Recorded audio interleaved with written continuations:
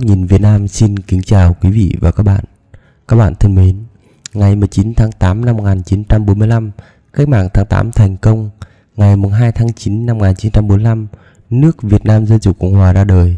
Chủ tịch Hồ Chí Minh đọc tuyên ngôn độc lập ở quảng trường Ba Đình, chấm dứt chế độ đô hộ của Pháp.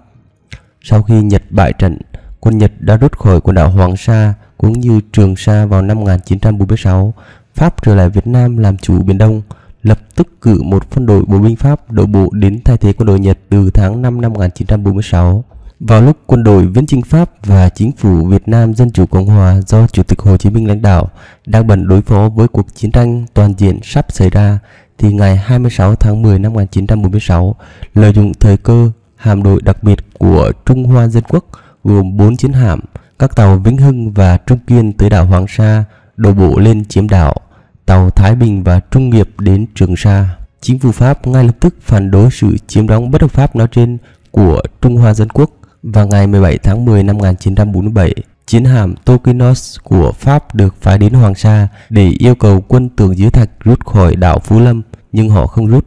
Pháp gửi một phân đội lính, trong đó có cả quân lính quốc gia Việt Nam, đến đóng một đồn ở đảo Hoàng Sa. Chính phủ Trung Hoa Dân Quốc phản kháng và các cuộc thương lượng đã được tiến hành từ ngày 25 tháng 2 đến ngày 4 tháng 7 năm 1947 tại Paris. Tại đây, chính phủ Trung Hoa Dân Quốc đã từ chối không chấp nhận việc nhờ trọng tài quốc tế giải quyết do Pháp đề xuất. Vào ngày 1 tháng 10 năm 1949, Cộng hòa Nhân dân Trung Hoa được thành lập ở Trung Quốc đại lục. Trung Hoa Dân Quốc do Tưởng Giới Thạch cầm đầu đã phải rút lui ra đảo Đài Loan. Tháng 4 năm 1950, đồn lính Trung Hoa Dân Quốc chiếm đóng bất hợp pháp ở đảo Phú Lâm thuộc quần đảo Hoàng Sa đã rút lui, còn đồn lính của Pháp đóng ở đảo Hoàng Sa thì vẫn còn duy trì. Ngày 14 tháng 10 năm 1950, chính phủ Pháp chính thức chuyển giao cho chính phủ Bảo Đại quyền quản lý quần đảo Hoàng Sa. Thủ hiến Phan Văn Giáo đã chủ tọa việc chuyển giao quyền hành ở quần đảo Hoàng Sa. Năm 1951, tại hội nghị San Francisco về hiệp ước hòa bình với Nhật, Thủ tướng kiêm Bộ trưởng Ngoại giao Quốc gia Việt Nam, khi đó là Trần Văn Hữu, đã tuyên bố cả hai quần đảo Trường Sa và Hoàng Sa đều thuộc lãnh thổ Việt Nam, và tuyên bố này không gặp phải kháng nghị nào từ 51 nước tham dự hội nghị.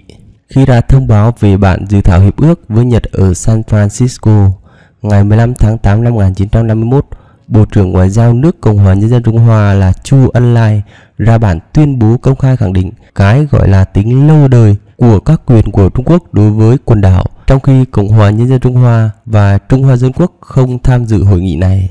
Việc Pháp thua trận ở Điện Biên Phủ và ký hiệp định Geneva vào ngày 20 tháng 7 năm 1954 khiến tháng 4 năm 1956, quân Pháp phải rút lui khỏi Việt Nam và để lại khoảng trống búa phòng ở Biển Đông, khiến các nước trong khu vực, trong đó có Cộng hòa Nhân dân Trung Hoa, đã lén lút chiếm đóng đảo Phú Lâm và Liên Côn thuộc nhóm An Vĩnh.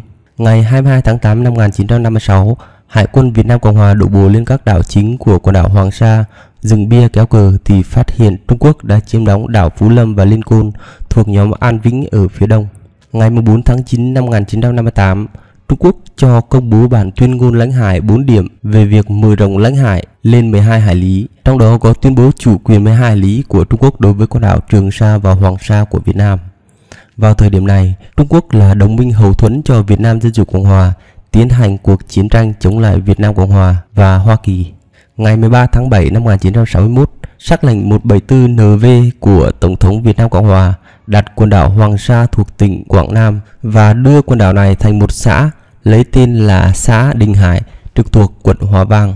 Trong thời gian từ năm 1964 đến năm 1970, Hải quân Trung Quốc và Hải quân Việt Nam Cộng Hòa đã chạm súng liên tục trên hải phận Hoàng Sa, nhưng không xảy ra thương vong nào.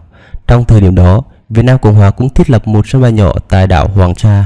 Từ năm 1969, Trung Quốc bắt đầu giảm viện trợ quân sự và dân sự cho Việt Nam Dân Chủ Cộng Hòa. Liên Xô thay thế Trung Quốc trở thành quốc gia hỗ trợ kinh tế, quân sự nhiều nhất cho Bắc Việt Nam. Điều này khiến quan hệ giữa Việt Nam Dân Chủ Cộng Hòa và Trung Quốc ngày càng lạnh nhạt. Thay vào đó, Bắc Việt Nam xem Liên Xô là đồng minh quan trọng nhất. Cùng thời điểm này, mối quan hệ giữa Liên Xô và Trung Quốc xấu đi. Trung Quốc xem Hoa Kỳ là cường quốc đang mất dần ảnh hưởng vì sự thất bại của họ tại Việt Nam. Còn Liên Xô bị Trung Quốc xem là chủ nghĩa đế quốc Xô Viết, nổi lên thành mối đe dọa hàng đầu đối với Trung Quốc. Gần như căng thẳng Trung Xô sẽ không thể nào giảm nhiệt trong vòng 2-3 năm tới vì quyền lợi quốc gia xung đột nhau, vì sự cạnh tranh nhằm lãnh đạo phong trào cộng sản quốc tế. Vấn đề biên giới cũng sẽ không dễ dàng giải quyết. Từ đầu tháng 3 năm 1969, bắt đầu có nhiều cuộc xung đột quân sự quy mô nhỏ dọc biên giới Trung Xô. Cả hai nước ở trong tình trạng chiến tranh có thể nổ ra bất cứ lúc nào. Sang đầu năm 1970, Liên Xô triển khai tới 48 sư đoàn, tương đương gần 1 triệu quân dọc biên giới Trung Quốc. Còn Trung Quốc tập trung 6 triệu quân tại biên giới với Liên Xô. Thậm chí có nguồn tin cho rằng lãnh đạo Liên Xô tính đến việc dùng vũ khí nguyên tử tấn công Trung Quốc nếu cần. Mối đe dọa Liên Xô đã thúc đẩy lãnh đạo Trung Quốc bình thường hóa quan hệ với Mỹ vào năm 1973. Năm 1970, Mỹ và Nhật ký hiệp ước trao trả Okinawa, trao trả quần đảo Senkaku về dưới quyền của Nhật Bản với sự phản đối của Đài Loan và Trung Quốc. Và cùng năm, Đô đốc Enno Jumwat cử tham mưu trưởng quân đội Hoa Kỳ họp báo tuyên bố tại Guam rằng Hoàng Sa và Trường Sa không nằm trong chiến lược triển khai các hải đảo tiền đồn của hạm đội 7 Thái Bình Dương. Theo nhận định của Hải quân Việt Nam Cộng Hòa thì đây là sự kiện trao đổi giữa Hoa Kỳ và Trung Quốc và là nguy cơ cho Việt Nam Cộng Hòa trong việc bảo vệ Hoàng Sa. Năm 1971, Hải quân Trung Quốc và Hải quân Việt Nam Cộng Hòa tiếp tục chạm súng trên hải phận Hoàng Sa. Những năm cuối cùng của cuộc chiến tranh Việt Nam, về nhu cầu chiến trường, tiểu đoàn thủy quân lục chiến của Việt Nam Cộng Hòa tại Hoàng Sa được đưa vào đất liền, chỉ còn một trung đội trấn giữ nhóm đảo Nguyệt Thiểm. Tháng 2 năm 1972, Tổng thống Mỹ Richard Nixon tới Trung Quốc hội kiến Mao Trạch Đông. Mỹ và Trung Quốc đưa ra tuyên bố chung phản đối bá quyền tại châu Á và Thái Bình Dương. Năm 1973, Trung Quốc và Mỹ mở văn phòng liên lạc tại thủ đô mỗi nước, mở đầu cho việc bình thường hóa quan hệ giữa hai nước. Mỹ-Trung đã đưa ra thông cáo chung Thượng Hải năm 1972, tạo sự rạn nứt không thể hàn gắn với Liên Xô và Cộng hòa Nhân dân Trung Hoa. Trong khi chiến tranh Việt Nam đang ở giai đoạn gần kết thúc, cuộc diện chính trị thế giới biến đổi đã ảnh hưởng đến Việt Nam, đặc biệt về sự bảo vệ chủ quyền của Việt Nam ở Hoàng Sa và Trường Sa. Năm 1973, theo Hiệp định Paris, Mỹ và hạm đội 7 rút quân và trang thiết bị của Hoa Kỳ ra khỏi khu vực quần đảo Hoàng Sa. Như vậy, Hoa Kỳ đã xem việc bảo vệ quần đảo này là việc riêng của Việt Nam Cộng Hòa. Ngày 11 tháng 1 năm 1974, Bộ Ngoại giao Trung Quốc ra tuyên bố Hoàng Sa, Trường Sa là lãnh thổ của Trung Quốc và tố cáo Việt Nam Cộng Hòa chiếm đóng quần đảo Hoàng Sa và Trường Sa. Ngày 12 tháng 1 năm 1974, Việt Nam Cộng Hòa đã tuyên bố khẳng định Hoàng Sa và Trường Sa là lãnh thổ của Việt Nam và bác bỏ những cáo buộc của Trung Quốc. Ngày 15 tháng 1 năm 1974, Trung Quốc bắt đầu triển khai một lực lượng hải quân mạnh mẽ, trong đó có nhiều tàu được ngụy trang thành tàu cá. Mặt khác, Bộ Tư lệnh Hải quân Việt Nam Cộng Hòa đã điều động tuần dương hạm Lý Thường Kiệt đến Hoàng Sa để tuần phòng và canh chừng. Sau khi phát hiện sự có mặt của quân đội Cộng hòa Nhân dân Trung Hoa tại vùng Hoàng Sa với cờ dựng trên các đảo Quang Ảnh, Hữu Nhật, lực lượng quân đội Việt Nam Cộng Hòa được tăng cường với khu trục hạm Trần Khánh Dư, tuần dương hạm Trần Bình Trọng, hộ tống hạm Nhật Tạo. Lực lượng tăng cường của Việt Nam Cộng Hòa có các toán biệt hải được lệnh đồng bộ đến các đảo hạ cờ của quân đội Trung Quốc xuống. Vài vụ xô xát đã xảy ra, súng đã nổ trên đảo Quang Hòa và một số đảo khác.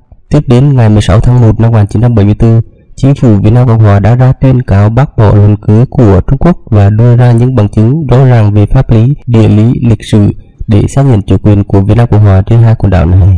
Hai bên bắt đầu bố trí toàn bộ lực lượng, các chiến hạm hai bên cách nhau chừng 200 mét, sau đó hai bên bỗng tách rời nhau để chuẩn bị. Cuộc hạ chiến bắt đầu diễn ra vào lúc 10 giờ 25 phút ngày 19 tháng 1 năm 1974. Trong video tiếp theo, chúng tôi sẽ gửi đến quý vị và các bạn video về tương quan lực lượng của hai bên trước trận hạ chiến Hoàng Sa. Cảm ơn quý vị và các bạn đã quan tâm theo dõi. Đừng quên đăng ký kênh Góc Nhìn Việt Nam để theo dõi các video tiếp theo. Còn bây giờ, xin kính chào và hẹn gặp lại.